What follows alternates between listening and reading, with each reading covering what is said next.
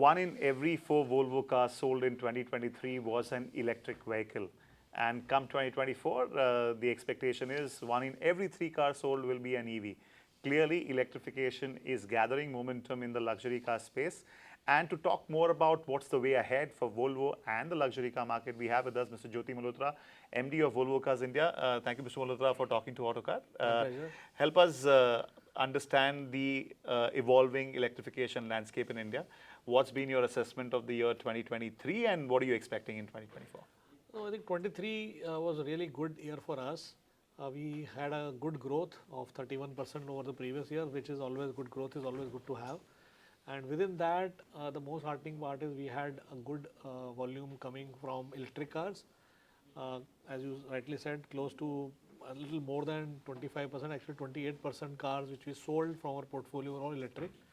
We had 2 electric cars, XC40 Recharge and C40 Recharge. XC40 had the full year and C40 was only for a few months. With that, we got to a good numbers in terms of EV penetration, which also helped us to have a good share in the market of close to, I think, 23-24% share for the EV luxury segment. So we are very happy with the way 23 has panned out, and we are also happy with the way EV is now getting traction in the market. So in a way, you were amongst the late entrants when it comes to ICE, but on EV front, probably you are already amongst the top 2 or 3. Help us understand what is really leading to acceptance for EVs in the market, the behavioral acceptance in the consumer's mind, and why Volvo? What are the reasons you think? Yeah, so I think 2 things I would say. I think customers are now preferring to buy an electric car for one reason, which is sort of a hidden reason, is basically sustainability. People do care for environment. We underrate that, but people do really care for the environment, and I think that propels them to start thinking of buying an EV. Within luxury segment, EVs make, I would say, even better sense, because one of the key requirement probably is that for home charging you need a private parking space, and in luxury segment that's a much easier requirement, and they are able to provide it and have a privileged parking place for them, which makes it much easier. And then typical luxury car owner has a multiple car owner, so the adoption is much faster here. When it comes to Volvo, I believe there are reasons that we are getting the sort of response that we expect. One, when it comes to electric cars, electric vehicles, I think we offer, I think in terms of safety is one of the things that Volvo is always known for, and people have a very strong faith when it comes to EVs, and when they buy a EV from Volvo, I think this faith comes into play, which helps customers to sort of decide to buy a Volvo EV. When they think of buying an EV, then Volvo becomes a natural choice. There was helping us. There was one odd incident of C40 catching fire. Could you just help our readers understand what exactly was the issue? Have you kind of got to the bottom of the problem? See, the investigations are still going on. I think this is a rarest of the rare. All I can say is that it's a rarest of the rare incident which happened, and it was unfortunate. But I think the customer was proactive in terms of car prompted customer to take certain action, and customer took those actions, and I think customer acknowledges that this sort of saved his life. And I am in a way, as I said, it's unfortunate, but it is also good that the customer has shown faith in still continuing to buy an EV, and that too from Volvo. So he has taken a C40, and actually he has taken a C40, another C40 for his partner, which is fantastic. So, which is, I think, acknowledgement that customers have that faith in us, despite this unfortunate incident. But the belief is that the car has enough safety measures to support you in case of a mishap. This is like any other mishap. So I think that way it is. So it is just a minor hiccup that one is seeing. Yeah, it's, as I said, it's the rarest of the rare things. Our team, global team, is also digging deep into it in terms of what really happened there. Right. What's the way ahead? Short term, mid term, what are the kind of penetration do you anticipate when it comes to electrification space, and what share would the Volvo want? So first thing first, by 2030 we will be an all electric car company globally, and so be in India. I think that's the sort of goalpost where we want to reach to, and we continue to progress in that direction. And I think we had announced that we will start bringing one car every year. It's like May not exactly 1 year, but I think so we will have more cars coming hopefully in 25, and then we keep adding more cars in this direction. And I think, as I said, we are already at 28%. Hopefully, we should be a little better this year, maybe close to 1/3, as you said, and then from there, very soon go to a 50% and then to 100% electric car. CQ is your rival, EX30. That's the most accessible. I'm sure there's a lot of excitement from Indian consumers as well, and the EX90 as well. What about when do we expect those models into the Indian market? Yeah, so I think we are, as I said, we need to bring these cars in form of a CKD. Right. We want to assemble those cars in India, and that requires sort of fresh investigation, both in terms of meeting the requirement, the regulatory requirement, as well as technical requirements. So we are at that process, which means that we don't want to bring a CBU car because of the custom duties and all. So we will get them hopefully somewhere next year. Both these cars, that's what we are working on right now. 2024 itself? 25. 25, sorry, next year. Next year we want to bring both of these cars, but at exactly what time we'll share more details later. What's your view on the current demand environment at this point in time? The market has been growing at a fast clip, but clearly the base is catching up. What is your expectation? Any headwinds, any challenges that you're facing?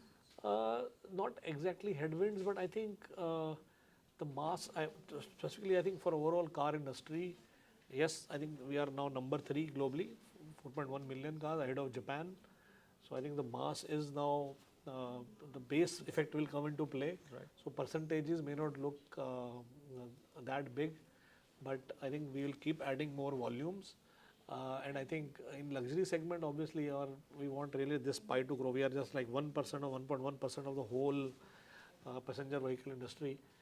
We really want to sort of take the leap forward. Right. And I believe that at some point in future, we should, once we get to 3%, I think then there is no looking back. But when we'll get there is anybody's guess. But we need to go to the 3%.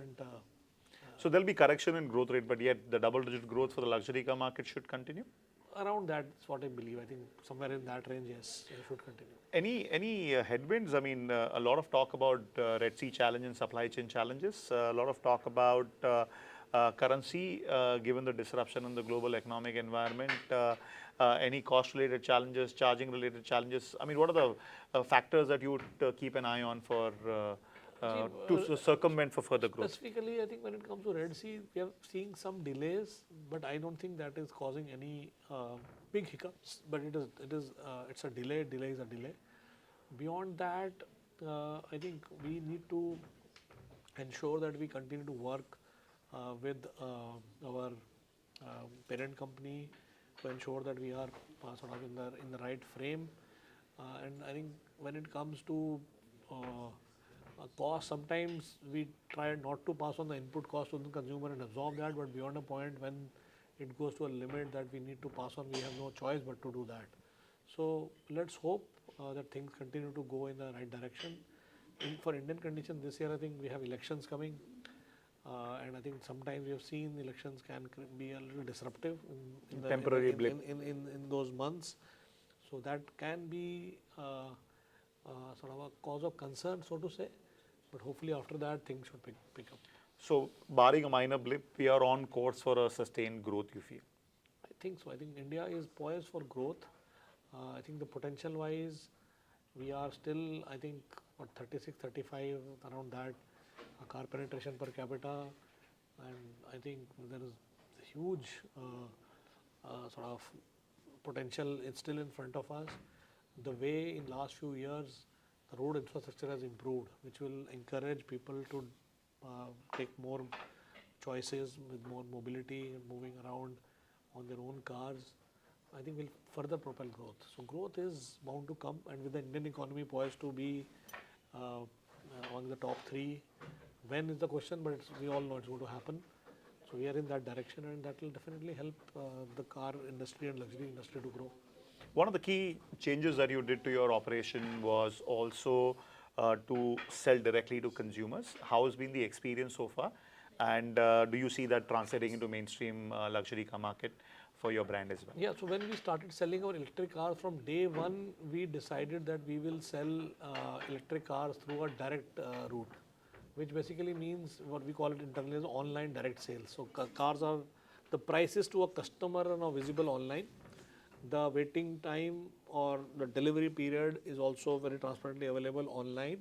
Customers can pay directly to us and we can directly invoice the car to the customer and send it through retailer to be delivered at dealer end.